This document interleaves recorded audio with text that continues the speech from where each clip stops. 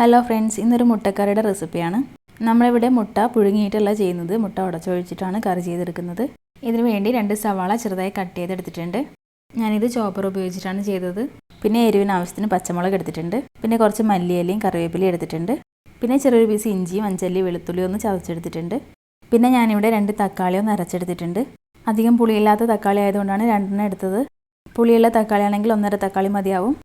പിന്നെ കറി ചെയ്തെടുക്കാൻ വേണ്ടി ഞാനൊരു പാനിലേക്ക് 2 ടേബിൾ സ്പൂൺ വെളിച്ചെണ്ണ ഒഴിച്ച് കൊടുത്തിട്ടുണ്ട്. പിന്നെ ഇതിലേക്ക് സ്പൈസസ് ചേർത്ത് കൊടുക്കണം. ഞാനിവിടെ ചെറിയ 2 പീസ് പട്ട, 2 ഗ്രാമ്പു, 2 ഏലക്ക, കുറച്ച് പെരുംജീരകവും ചേർത്ത് കൊടുക്കുന്നുണ്ട്. ഇനി ഇതൊന്ന് മിക്സ് ചെയ്ത് കൊടുക്കാം. പിന്നെ ഞാനിതിലേക്ക് ഒരു നുള്ള് നല്ല ജീരകം ചേർത്ത് കൊടുക്കുന്നുണ്ട്. വീണ്ടും നല്ലപോലെ ഒന്ന് മിക്സ് ചെയ്ത് കൊടുക്കാം.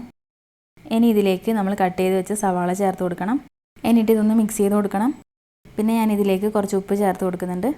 ഉപ്പ് ചേർത്ത് കൊടുത്താൽ സവാളയൊക്കെ പെട്ടെന്ന് തന്നെ വഴറ്റിയെടുക്കാൻ പറ്റും. ഇനി ഇത് നല്ലപോലെ മിക്സ് ചെയ്തെടുക്കണം. ഇവിടെ സവാളയൊക്കെ നല്ലപോലെ സോഫ്റ്റായി വന്നിട്ടുണ്ട്. സവാളയുടെ കളറൊക്കെ ഒന്ന് മാറി വരണം, അതുവരെ വഴറ്റി കൊടുക്കാം. ഞാനിവിടെ ഫ്ലെയിം മീഡിയത്തിൽ വെച്ചിട്ടാണ് വഴറ്റി കൊടുക്കുന്നത്. ഫ്ലെയിം ഫുള്ളിൽ വെച്ചിട്ട് വഴറ്റി കൊടുക്കരുത്, കുറച്ച് ടൈം എടുത്ത് തന്നെ വഴറ്റിയെടുക്കണം. ഇവിടെ സവാളയുടെ കളറൊക്കെ ചെറുതായിട്ടൊന്ന് മാറി വന്നിട്ടുണ്ട്. ഈ സമയത്ത് ഞാനിതിലേക്ക് പച്ചമുളകും ഇഞ്ചിയും വെളുത്തുള്ളിയും ചതച്ചതും ചേർത്ത് കൊടുക്കുന്നുണ്ട്. പിന്നെ കുറച്ച് കറിവേപ്പിലയും ചേർത്ത് കൊടുത്തിട്ട് നല്ലപോലെ ഒന്ന് മിക്സ് ചെയ്തെടുക്കണം. ഇഞ്ചിയുടെയും വെളുത്തുള്ളിയുടെ ഒക്കെ ഒരു പച്ചമണം മാറുന്നത് വരെ നല്ലപോലെ ഒന്ന് മിക്സ് ചെയ്ത് കൊടുക്കണം.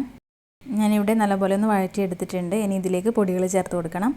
1/4 ടീസ്പൂൺ മഞ്ഞൾപ്പൊടിയും 1/4 ടീസ്പൂൺ നല്ല മുളക് പൊടി നിങ്ങൾക്ക് എരിവിന് ആവശ്യത്തിന് ചേർത്ത് കൊടുക്കാം. പിന്നെ ഇതിലേക്ക് 1 ടേബിൾ സ്പൂൺ കാശ്മീരി മുളക് പൊടി ചേർത്ത് കൊടുക്കുന്നുണ്ട്. പിന്നെ ഇതിലേക്ക് 1/4 ടീസ്പൂൺ ഗരം മസാല ചേർത്ത് കൊടുക്കുന്നുണ്ട്.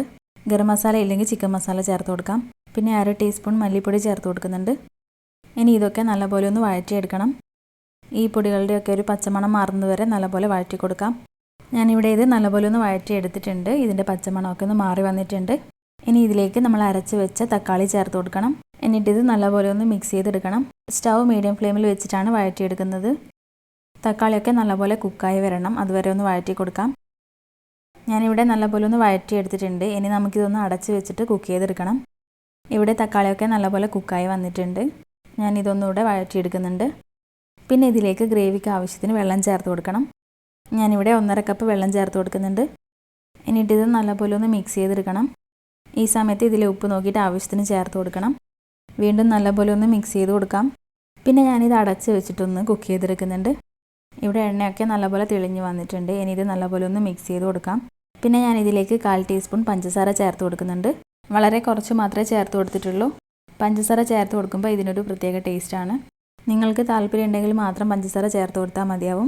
പിന്നെ ഇത് നല്ലപോലെ ഒന്ന് മിക്സ് ചെയ്ത് കൊടുത്തിട്ടുണ്ട്. ഇനി ഇത് നല്ലപോലെ ഒന്ന് തിളച്ച് വരണം.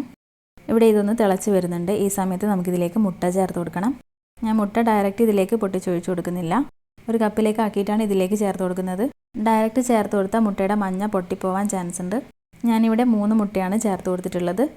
ഇനി ഇത് ഇളക്കി കൊടുക്കാനൊന്നും പാടില്ല.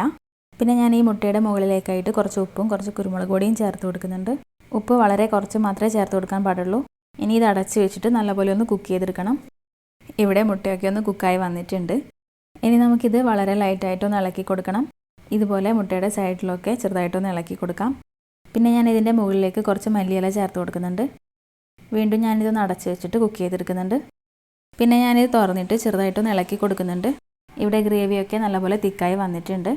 പിന്നെ ഞാൻ ഇതിലേക്ക് കുറച്ച് കറിവേപ്പില കൂടെ ചേർത്ത് കൊടുക്കുന്നുണ്ട്. എന്നിട്ടിത് ചെറുതായിട്ടൊന്ന് മിക്സ് ചെയ്ത് കൊടുക്കുന്നുണ്ട്. ഇനി നമുക്ക് സ്റ്റൗ ഓഫ് ചെയ്ത് കൊടുക്കാം. മുട്ടക്കറി ഇവിടെ റെഡി ആയിട്ടുണ്ട്. സൂപ്പർ ടേസ്റ്റാണ് ഈ കറിക്ക്. ചോറിനും ചപ്പാത്തിക്കൊക്കെ നമുക്ക് ഒരുപോലെ കഴിക്കാൻ പറ്റുന്ന കറിയാണ്. എല്ലാവരും ഒന്ന് ട്രൈ ചെയ്ത് നോക്കണം. വീഡിയോ ഇഷ്ടപ്പെട്ടാൽ ഒന്ന് ലൈക്ക് ചെയ്യാനും നമ്മുടെ ചാനൽ ഇതുവരെ സബ്സ്ക്രൈബ് ചെയ്തിട്ടില്ലെങ്കിൽ ഒന്ന് സബ്സ്ക്രൈബ് ചെയ്ത് സപ്പോർട്ട് ചെയ്യാനും മറക്കരുത്.